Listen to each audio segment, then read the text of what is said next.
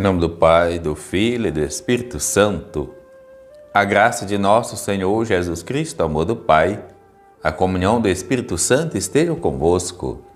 Bendito seja Deus que nos reuniu no amor de Cristo. Evangelho de Lucas, capítulo 24, 13 a 35. Naquele dia, o primeiro da semana, 2 dos discípulos de Jesus iam para um povoado chamado Emaús, distante 11 quilômetros de Jerusalém. Conversavam todas as coisas que tinham acontecido. Enquanto conversavam e discutiam, o próprio Jesus se aproximou e começou a caminhar com eles. Os discípulos, porém, estavam como que cegos e não o reconheceram. Então Jesus perguntou: "O que ides conversando pelo caminho?" Eles pararam com o rosto triste e um deles, chamado Cleofas, lhe disse: "Tu és o único peregrino de Jerusalém que não sabe o que lá aconteceu esses últimos dias?" Ele perguntou o que foi.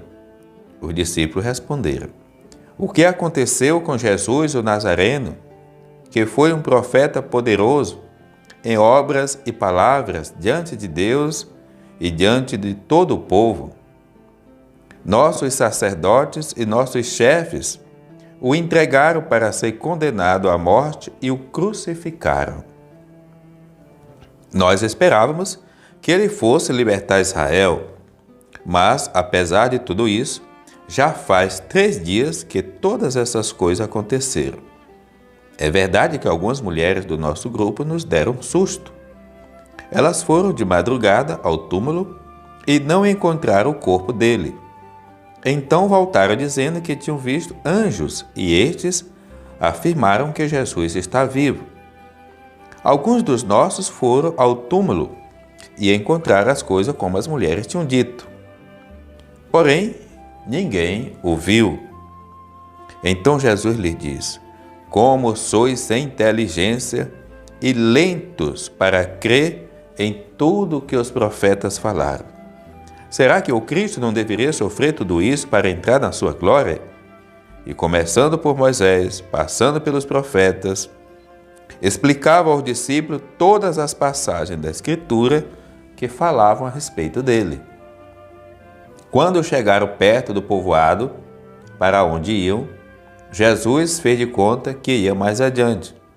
Eles, porém, insistiram com Jesus, dizendo: "Fica conosco, pois já é tarde e a noite vem chegando." Jesus entrou para ficar com eles.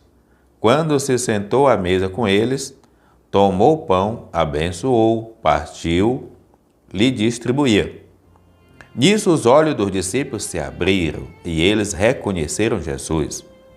Jesus, porém, desapareceu da frente deles. Então disse ao outro: "Não estava ardendo o nosso coração quando ele nos falava pelo caminho e nos explicava as Escrituras?" Naquela mesma hora, eles se levantaram e voltaram para Jerusalém, onde encontraram os 11 reunidos com eles.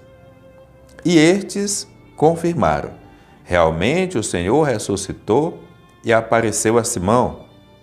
Então os dois contaram o que tinha acontecido no caminho e como tinham reconhecido Jesus ao partir o pão. Palavra da salvação. Glória a vós, Senhor.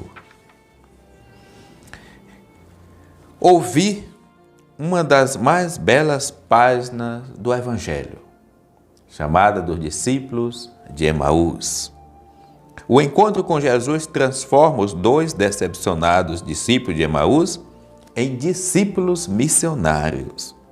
E nós, deixamos que Jesus nos encontre e nos transforme também?